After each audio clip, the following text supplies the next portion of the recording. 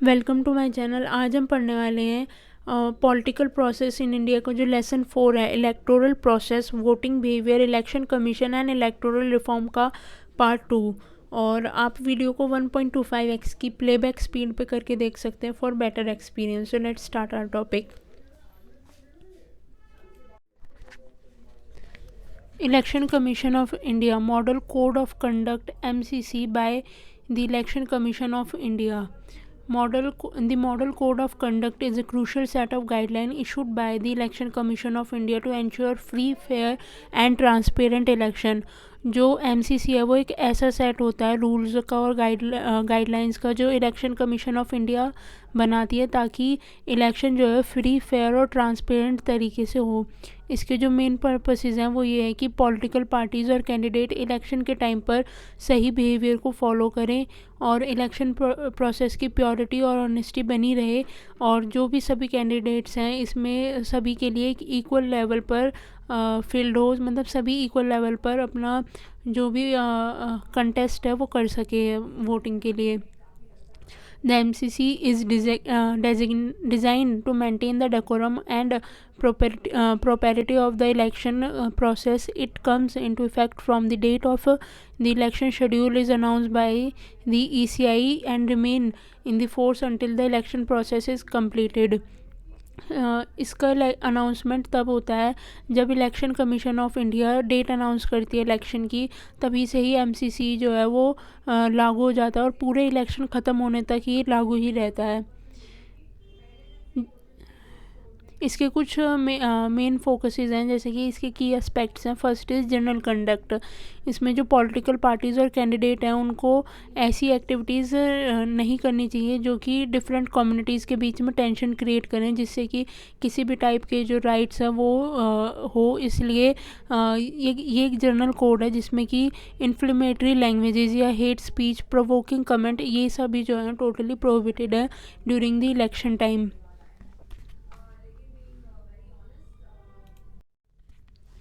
Meetings. Parties and candidate must inform local authorities of the time and place of meeting and rallies to enable them to make necessary argument for maintaining peace and order. Political parties और candidates को local authorities को basically बताना होता है कि वो meeting या फिर रैली कब निकालेंगे और कहाँ पर ये सब मीटिंग्स वगैरह होगी, ताकि जो पुलिस है और एडमिनिस्ट्रेशन है वो पीस और ऑर्डर मेंटेन कर सके। लाउड स्पीकर्स या ऑडियो डिवाइसेस अलाउड हैं, लेकिन इसकी कुछ डेसिबल लिमिट्स हैं और टाइमिंग का ध्यान रखना काफ़ी ज़रूरी है, और जिससे कि पब्लिक को डिस्टर्बेंस ना हो। Second is rallies and procession. The MCC regulates the conduct of rallies and procession to ensure that they do not hinder public life and traffic. Prior permission must be obtained from local authorities and routes should be planned to minimize inconvenience to the public. Model code of conduct के according rallies और procession को strict rule follow करने पड़ते हैं, जिससे कि ये ensure किया जा सके कि जो भी रैली या मीटिंग इवेंट जो भी है उससे ट्रैफिक ज़्यादा ना हो और पब्लिक लाइफ भी डिस्टर्ब ना हो। रैली कंडक्ट करने से पहले बेसिकली लोकल अथॉरिटीज़ से परमिशन लेना मैंडेटरी होता है, और कुछ जो रूट्स हैं वो इस तरीके से प्लान करने होते हैं जिससे कि पब्लिक को कम से कम इनकन्वीनियंस हो। Polling day conduct. वोटिंग वाले दिन पॉलिटिकल पार्टीज़ 48 आवर्स पहले से ही कैनवासिंग नहीं कर सकती, यानी कि जो भी रैलीज़ वगैरह हैं ये नहीं कर सकती, लिक्विड डिस्ट्रीब्यूशन नहीं कर सकती। ये सब इसलिए ये सब बेसिकली इसलिए होता है जिससे कि वोटर्स को इन्फ्लुएंस किया जा सके और वोट्स को प्रेशराइज किया जा सके, जिससे कि जो लोग हैं वो उस एक पर्टिकुलर पार्टी को वोट दें। Polling booth. पॉलिटिकल पार्टीज़ जो हैं 200 मीटर के अराउंड कोई भी बूथ या फिर स्टॉल नहीं लगा सकती पोलिंग स्टेशन के आसपास। हर कैंडिडेट का सिर्फ एक पोलिंग व्हीकल होता है, मतलब एक व्हीकल होता है पोलिंग स्टेशन के पास जो कि अलाउड होता है। वोटर्स को किसी भी टाइप के फोर्स या फिर इन्फ्लुएंस करके ट्रांसपोर्ट नहीं किया जा सकता। ये अगर ऐसा होगा तो उनकी जो भी मेंबरशिप है, यानी कि वो जो इलेक्शन लड़ रहे हो वो एक तरीके से रद्द भी किए जा सकते हैं उस पर्टिकुलर मेंबर या उस पार्टी के। Violation and penalties. The ECI has the authority to take action against parties or candidate violating the MCC. The ECI can also order the transfer of officials or restrict the deployment of government resources to ensure compliance with MCC. अगर कोई political party या candidate model code of conduct के जो भी rule है उनको तोड़ती है तो इलेक्शन कमीशन ऑफ इंडिया उनके खिलाफ बेसिकली एक्शन ले सकती हैं. The model code of conduct is instrumental in maintaining the sanctity of the electoral process in India. By enforcing these guidelines, the ECI strives to ensure that elections are conducted in a manner that is just, equitable and transparent, thereby reinforcing the democratic foundation of the country. ECI जो है कुछ इस type के action ले सकती है basically, जैसे कि ऑफिशियल्स के ट्रांसफ़र के ऑर्डर दे सकती है जिससे कि कोई भी ऑफिसर बायस लग रहा हो तो इलेक्शन कमीशन ऑफ इंडिया उसको हटा सकती है, फिर उसका ट्रांसफ़र भी कर सकती है. गवर्नमेंट रिसोर्सेज का कोई भी अगर मिसयूज़ कर रहा है तो उसके खिलाफ भी एक्शन लिया जा सकता है और कैंपेनिंग को टेम्परेरी बैन भी किया जा सकता है बाय ECI, इस वायलेशन एंड पेनल्टीज़ का जो प्रोसेस है उसके थ्रू. और model code of conduct election process की सेंसिटी को प्रोटेक्ट करता है. इससे ये इंश्योर होता है कि इलेक्शन जो है फ्री, इक्वल और ट्रांसपेरेंट मैनर से हो, जिससे कि इंडिया की जो डेमोक्रेटिक फाउंडेशन है वो स्ट्रॉन्ग बनी रहे. Electoral reform play a pivotal role in enhancing the integrity, fairness and inclusivity of the electoral process in India. Over the year, successive government and Election Commission of India have undertaken significant reform aimed at modernizing India's electoral framework and addressing emerging challenges. Electoral reform का जो role है, electoral reforms का मतलब है basically election system को improve करना. इन reforms की वजह से इलेक्शन जो है ज़्यादा फेयर, ट्रांसपेरेंट और इंक्लूसिव बनते हैं. अलग अलग गवर्नमेंट्स और इलेक्शन कमीशन ने टाइम के साथ साथ काफ़ी रिफॉर्म किए हैं जिससे कि जो भी नए चैलेंजेस हैं उनको हैंडल किया जा सके.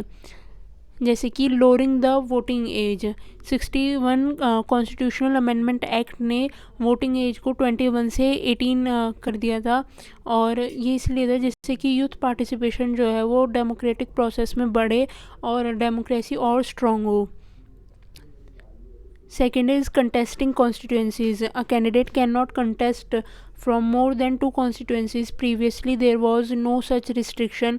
In 1991, Devilal, Haryana's Deputy Chief Minister, contested for 3 Lok Sabha seats, Sikar, Rohtak and Firozpur, as well as Girai Assembly seat. Eventually, he lost from all 4 seats. Contesting constituencies के according कोई भी candidate जो है सिर्फ 2 constituency से ही election लड़ सकता है. पहले इस तरीके का रिस्ट्रिक्शन नहीं था. एग्जांपल के लिए जैसे कि हरियाणा के जो डिप्टी चीफ मिनिस्टर थे देवीलाल, उन्होंने 4 कॉन्स्टिट्यूंसी से एक तरीके से चुनाव लड़ा था और वो सभी इलेक्शन में हार गए थे, जिसके बाद में रूल चेंज किया गया. Third is defection law. Anti defection law के अकॉर्डिंग अगर कोई MP या MLA अपनी पार्टी छोड़ देता है, फिर पार्टी की लाइन के खिलाफ वोट करता है तो उसको डिस्क्वालीफाई किया जा सकता है. इसका पर्पस है पॉलिटिकल स्टेबिलिटी को मेंटेन करना और आराम गैराम वाली पॉलिटिक्स को रोकना. जैसे कि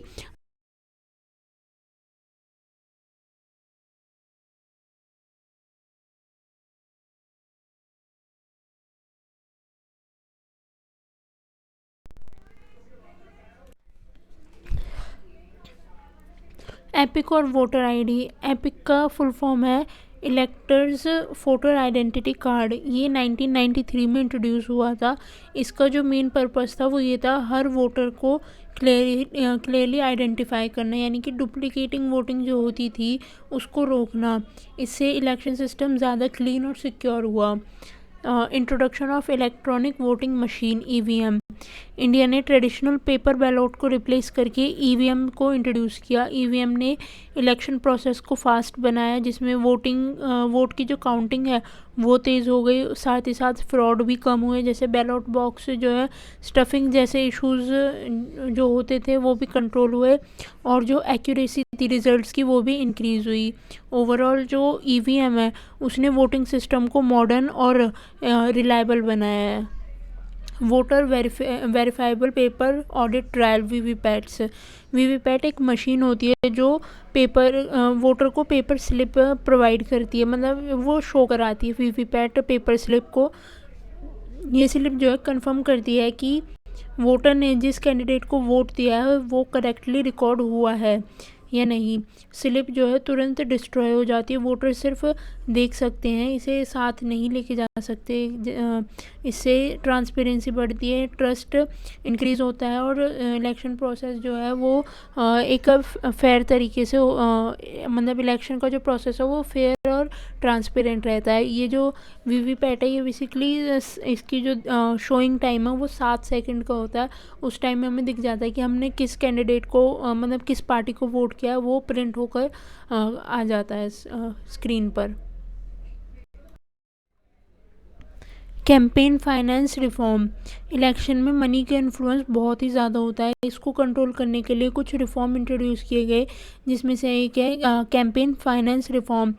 अब जो कैंडिडेट्स और पार्टीज़ हैं इनके लिए एक्सपेंडिचर लिमिट जो है वो फिक्स की गई है। इस रिफॉर्म के थ्रू कैंडिडेट्स को अपने कैंपेन एक्सपेंसेस डिस्क्लोज करने पड़ते हैं, और फाइनेंस को स्ट्रिक्टली जो है ईसीआई यानी कि इलेक्शन कमीशन ऑफ इंडिया जो है वो रेगुलेट करती है, ताकि ब्लैक मनी का यूज़ ना हो।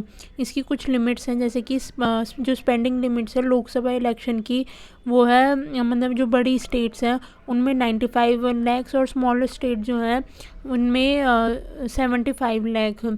और विधानसभा इलेक्शन में जो मेजर सिटीज़ मतलब मेजर स्टेट है एरिया वाइज काफ़ी बड़ी हैं, उनमें 40 लाख और स्मॉलर में 25 lakh.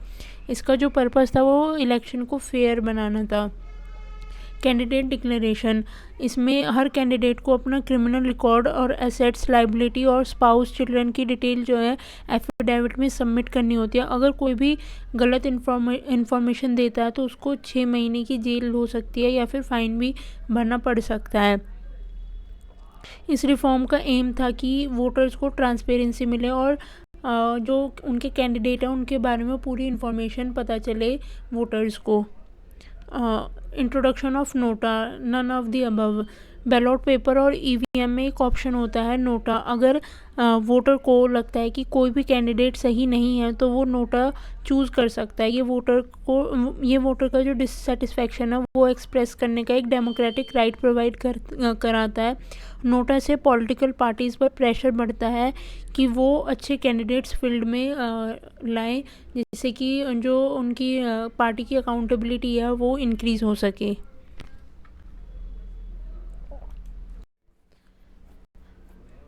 Vote from home. India ने एक नए रिफॉर्म इंट्रोड्यूस किया है, जिसमें सीनियर सिटीज़न जो 85 प्लस ईयर्स के हैं या पर्सनस विद डिसेबिलिटीज़ है, पीडब्ल्यूडी जो है, उनके घर पर पोलिंग ऑफिशियल्स जाकर उनका वोट लेते हैं। इनसे इस प्रोसेस से लोगों को मदद मिलती है जो मोबिलिटी इशू की वजह से पोलिंग बूथ तक नहीं जा सकते। 2024 जनरल इलेक्शन में 14.14 लाख रजिस्टर्ड वोटर जो 85 प्लस एज के उन्होंने वोट दी, और 13.89 लाख पीडब्ल्यूडी के वोटर्स थे, और 1102 पार्लियामेंट्री कॉन्स्टिट्यूंसीज़ में अपने घर से वोट प्रोवाइड कराई है इलेक्शन कमीशन ऑफ इंडिया ने। इसका जो पर्पस था वो ये था कि इलेक्शन को इंक्लूसिव बनाना, ताकि हर एलिजिबल वोटर को वोट देने का राइट मिल सके। Use of technology for voter registration and electoral management. Election commission अब टेक्नोलॉजी का यूज़ करके अपने जो सिस्टम को फास्ट और ट्रांसपेरेंट बना रही है। इसके कुछ इंपॉर्टेंट टेक इनिशिएटिव हैं, जैसे कि online voter registration portal, digital electoral roll mobile app for voter education and information technology based election monitoring tools. इससे रजिस्ट्रेशन बेसिकली आसान होता है इन प्रोसेस से, और जो रोल मैनेजमेंट है वो भी एक्यूरेट होती है और वोटर्स को टाइमली इंफॉर्मेशन भी प्रोवाइड की जाती है टेक्नोलॉजी के यूज़ से। Promotion of voter education and awareness. Election commission of India ने वोटर अवेयरनेस कैंपेन्स कई चलाए हैं, जैसे कि SVEEP प्रोग्राम। इसमें जो इनका गोल है वो ये है कि लोगों को एनकरेज करना कि वो वोट करें और रिस्पॉन्सिबल बिहेवियर को फॉलो करें toward voting. Election commission of India जो है स्कूल, कॉलेजेस, NGOs और मीडिया के साथ मिलकर कैंपेन चलाती है, जिससे कि वोटर लिटरेसी जो है वो बढ़े और सिविक सेंस इम्प्रूव हो सके। इसका जो एम है वो बेसिकली है कि ज़्यादा से ज़्यादा लोग वोट करें और सही कैंडिडेट को चूज़ करें। Social determinants of voting behavior. Voting behavior is shaped by various social factors that influence how people make their choices in election. Understanding these factors is important for analyzing election result and how democratic functions. Some of the key social determinant of voting behavior are highlighted below. Voting behaviour का मतलब होता है कि लोग vote कैसे, किसको और क्यों देते हैं। लोग वोट देते वक्त सिर्फ कैंडिडेट के नाम पर ही वोट देते हैं या फिर पार्टी देखते हैं, ये सब जो है, या फिर कुछ सोशल बैकग्राउंड भी होते हैं, जैसे कि कुछ उनके डिसीजन को स्ट्रांगली इफ़ेक्ट करते हैं। इसके कुछ इंपॉर्टेंट फैक्टर्स हैं, जैसे कि सोशो इकोनॉमिक स्टेटस। इसमें जो लोग हैं ज़्यादा इनकम कमाते हैं और अच्छी एजुकेशन रखते हैं, उनका जो वोट का पैटर्न है वो थोड़ा अलग होता है। ऐसे लोग जनरली पॉलिटिकल अवेयर होते हैं या फिर उन्हें लगता है कि उनका जो वोट है मतलब उनके वोट से ही उनका फ्यूचर इन्फ्लुएंस होगा। एग्जांपल के लिए, अगर किसी पर्सन की स्टेबल जॉब है और अच्छी इनकम हो और हायर एजुकेशन हो, तो वो इस बात में ज़्यादा इंटरेस्टेड होगा कि कौन सी गवर्नमेंट जो है इकोनॉमिक पॉलिसीज़ बेहतर बनाएगी, तो वो उस प्रेफरेंस को रखकर उस पर्टिकुलर पॉलिटिकल पार्टी को वोट देगा। Second is caste. In many countries, including India, caste and ethnic background play a big role in how people vote. Voters often support candidates from their own caste or ethnic group, believing these candidates will better represent their interest. A person might vote for a candidate who belong to the same caste because they believe that candidate will understand and address their community's need better. जैसे India और बाकी अलग countries में cast का जो role है वो काफ़ी इम्पॉर्टेंट है और बहुत ही स्ट्रॉन्ग है। लोग अक्सर उन्हीं कैंडिडेट्स को सपोर्ट करते हैं जो उनकी कास्ट से हो या फिर उनकी कम्युनिटी से बिलोंग करते हो। उन्हें लगता है कि जो सेम कास्ट का लीडर होगा वो उनके इश्यूज़ को अच्छे तरीके से समझेगा और उनकी कम्युनिटी की नीड्स को एड्रेस करेगा। एग्जांपल के लिए, अगर एक पर्सन को लगता है कि उनका कैंडिडेट उन्हीं की कास्ट का है, तो वो सोचेंगे कि ये हमारे समाज की प्रॉब्लम को सही से समझेगा, तो हमें इसी को ही वोट देनी चाहिए। यही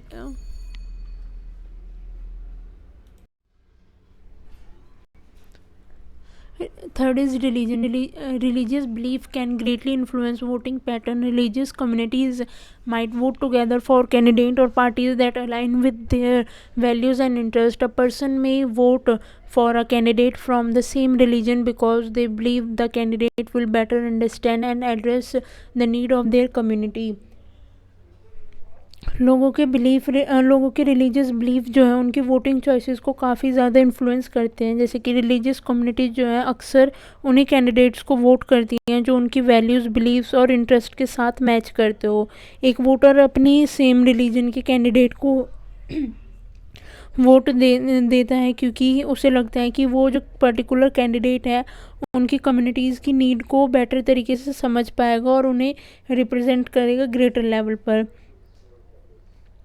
Fourth is gender and sex. Men and women may prioritize different issues when voting. For instance, women might focus more on policies related to healthcare, education, and social welfare. Women voter might support a candidate who advocate for better childcare facilities and women's safety. Man और women के जो voting preferences है वो अलग अलग होते हैं। जैसे कि जो मेल कैंडिडेट है, मेल वोटर्स हैं, वो जनरली उन इश्यूज़ पर फोकस करते हैं जो हेल्थ केयर, एजुकेशन और सोशल वेलफेयर से रिलेटेड हो। और वहीं पर जो विमेन वोटर है वो मतलब वो जो है जनरली उन इश्यूज़ पर फोकस करती हैं जो विमेन सेफ्टी, मैटरनिटी लीव और एजुकेशन पर बेस्ड हो। Fifth is age. Age affects voting preferences. Younger voters often care more about issues like jobs and education, while older voter might be more concerned with the health care and pensions. जो as का factor है वो भी voting behaviour में काफ़ी major part play करता है। जैसे कि जो यंग वोटर्स हैं, यूथ है, उनका फोकस जो होता है वो जॉब्स, एजुकेशन, टेक्नोलॉजी और करियर अपॉर्चुनिटीज़ पर ज़्यादा होता है। वहीं जो ओल्डर वोटर्स हैं वो फोकस करते हैं हेल्थ केयर, पेंशन्स और old age benefit, social security जैसे जो इश्यूज़ हैं उन पर। एग्जांपल के लिए अगर कोई 20 ईयर वोटर ओल्ड वोटर है तो वो एजुकेशन और एम्प्लॉयमेंट पर बेस्ड प्रोमिसेस देखकर ही वोट करेगा, और जबकि जो 60 साल से ऊपर के वोटर हैं वो हेल्थ केयर और पेंशन पॉलिसीज़ को ध्यान रखते हुए किसी पर्टिकुलर पॉलिटिकल पार्टी को वोट करेंगे। Region and locality where people live influence their voting behavior. Rural and urban voters often have different concerns. Local issues and how well local government perform can also impact voting decision. Urban voter might be concerned with public transportation and pollution, while rural voter might prioritize agriculture policies and rural development. जो लोग जहाँ रहते हैं basically वो उनके जो voting behaviour है वो उससे काफ़ी ज़्यादा इन्फ्लुएंस होता है। जैसे कि जो रूरल एरियाज़ में और अर्बन एरियाज़ के वोटर हैं उनकी प्रॉब्लम्स जो है वो अलग अलग है। अर्बन वोटर्स के जो इशू हैं वो पब्लिक ट्रांसपोर्ट, पॉल्यूशन, ट्रैफिक और सेफ्टी को लेकर होते हैं। वहीं रूरल वोटर के जो इशू हैं वो एग्रीकल्चर, इरिगेशन, विलेज डेवलपमेंट और MSP जैसे जो इश्यूज़ हैं उन पर बेस्ड होते हैं। लोकल गवर्नमेंट का परफॉर्मेंस भी वोट पर असर डालता है। मतलब किसी पर्टिकुलर एरियाज़ के इशू ही जो है उनके वोट को शेप करते हैं। 7th is political socialisation. Political values और पार्टीज़ जो है लॉयल्टी ज़्यादातर फैमिली से सीखी जाती है। अगर बेसिकली कोई एक मतलब कोई एक फैमिली कभी से ही मतलब शुरू से ही एक पर्टिकुलर पॉलिटिकल पार्टी को सपोर्ट करती आई है तो उस घर के जो यंग मेंबर होंगे वो भी अक्सर उसी पार्टी को वोट करते हैं। ये जो आइडियोलॉजी है वो जनरेशन से जनरेशन पास होती रहती है। 8th is Pir group and social networks. जैसे कि फ्रेंड्स, कलीग्स, नेबर्स और सोशल सर्कल की जो बातें हैं वो भी वोटिंग डिसीजन को इन्फ्लुएंस करती हैं। अगर आसपास के जो लोग हैं वो किसी कैंडिडेट के फेवर में बहुत एंथुसियास्टिक हो तो एक व्यक्ति जो दूसरा व्यक्ति है वो भी उसी कैंडिडेट को वोट करने के लिए परसुएड हो सकता है। ग्रुप डिस्कशन और कम्युनिटी जो है वो किसी भी वोटिंग पैटर्न को इन्फ्लुएंस करके उसे चेंज भी कर सकती हैं, मतलब इन्फ्लुएंस कर सकते हैं उस पर्टिकुलर वोट को। 9th is media and information. Media का जो है वो बहुत ही ज़्यादा इन्फ्लुएंस होता है वोटिंग बिहेवियर में। जैसे कि मीडिया जैसे TV news, newspaper, social media, ये सब जो प्लेटफॉर्म है यहाँ पर लोग जो है पॉलिटिकल इश्यूज़ और कैंडिडेट्स के बारे में डिस्कस करते हैं और इन्फॉर्मेशन प्रोवाइड करते हैं, जिससे कि जो वोटिंग पैटर्न है वो भी चेंज होता है। मीडिया जो है इम्पॉर्टेंट इश्यूज़ को हाईलाइट करता है जिससे कि पब्लिक ओपिनियन बनता है। अगर कोई वोटर टीवी पर किसी कैंडिडेट के पॉजिटिव कवरेज देखता है या उनकी अचीवमेंट्स के बारे में पढ़ता है तो वो जो वोट है मतलब वो अपने वोट को देने का डिसीजन ले सकते हैं उस पर्टिकुलर कैंडिडेट के लिए। सोशल मीडिया कैंपेन भी लोगों को इन्फ्लुएंस करते हैं, जैसे कि memes, reels, political ads, viral video, ये सभी जो है वो इम्पॉर्टेंट फैक्टर है वोटिंग बिहेवियर के। 10th इज़ पार्टी और आइडियोलॉजिकल एफिलेशन। इसका मतलब है कि बहुत सारे लोग अपनी पॉलिटिकल पार्टी के प्रति लॉयल होते हैं। वो चाहते हैं वो चाहे कुछ भी हो जाए हमेशा उसी पार्टी को ही वोट देंगे। इसका ये पहले की तरह ही है, जैसे कि अगर कोई फैमिली हमेशा एक पर्टिकुलर पार्टी को सपोर्ट करती आ रही है तो उसके जो उसके उस फैमिली के जो लोग होंगे वो भी जनरली उसी पार्टी को वोट देते हैं। ये लॉयल्टी इशू या कैंडिडेट से ज़्यादा पार्टी के नाम पर वोट देते हैं। जैसे ये जो पार्टी है, जैसे कि कोई कांग्रेस पार्टी को कांग्रेस पार्टी के लिए काफ़ी लॉयल है तो वो उसे देगा, या फिर कोई बीजेपी के लिए लॉयल है, या फिर कोई एक पर्टिकुलर नेता के लिए लॉयल है, कैंडिडेट के लिए लॉयल है तो वो उसी के बेसिस पर उस पार्टी को वोट देंगे। इसका मतलब है कि वोटर जो है कैंडिडेट के मैनिफेस्टो को बिना पढ़े किसी भी मतलब उनका कोई भी इशू हो वो सभी इश्यूज़ को इग्नोर करते हुए उस पर्टिकुलर पार्टी को ही वोट देंगे।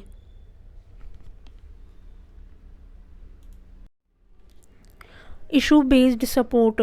वोटर अक्सर उन इश्यूज से इन्फ्लुएंस होते हैं जो इलेक्शन के टाइम उनके लिए इम्पोर्टेंट होते हैं। इशू जैसे कि climate change, economy, national security, corruption, social justice, ये सारे जो इशू हैं वो वोटर के डिसीजन को काफ़ी ज़्यादा अफेक्ट करते हैं। एग्जांपल के लिए अगर इकोनॉमी जो है वो डाउन चल रही हो तो जो लोग हैं लोग उन कैंडिडेट को वोट कर सकते हैं जिनके पास स्ट्रॉन्ग इकोनॉमिक पॉलिसीज़ हो, जो ग्रोथ और जॉब्स क्रिएट करने का प्रॉमिस करती हो। अगर करप्शन ज़्यादा हो तो वोटर जो है एंटी करप्शन एजेंडा वाले कैंडिडेट को प्रेफर करते हैं। Twelfth is charismatic leadership. कभी कभी जो वोटर्स हैं वो पॉलिसी से ज़्यादा लीडर की पर्सनैलिटी से अट्रैक्ट होते हैं। जैसे कि कोई जो लीडर है वो अच्छी स्पीच देता है, लोगों से कनेक्ट करता है, उनकी जो पर्सनैलिटी है वो काफ़ी डायनेमिक और इंस्पायरिंग है, तो ऐसे लीडर्स पर जो लोग हैं वो जल्दी ट्रस्ट करते हैं और उनके लिए लॉयल्टी डेवलप करते हैं। इवन इफ उनकी पॉलिसीज़ परफेक्ट ना भी हो तभी वो उसी पर्टिकुलर कैंडिडेट को वोट करेंगे। इसलिए कई बार लोग जो हैं लीडर की पर्सनल अपील की वजह से भी वोट दे देते हैं उस पार्टी को, बिना उनके एजेंडे को पढ़े या फिर उनका कोई भी एजेंडा हो वो उसको इग्नोर करते हो, उस बस लीडर के बेस्ड पर ही पार्टी को एक तरीके से वोट प्रोवाइड करते हैं। और ये काफ़ी बड़ा फैक्टर है वोटिंग में। ये जो लेसन 4 है ये यहीं पर ख़त्म होता है और ये जो है काफ़ी इम्पॉर्टेंट चैप्टर है एग्ज़ाम के पॉइंट ऑफ व्यू से। और अगर आपको वीडियो यूज़फुल लगी तो वीडियो को लाइक करें एंड शेयर करें और अपना फीडबैक कमेंट सेक्शन में ज़रूर दें और चैनल को सब्सक्राइब करें। Thank you.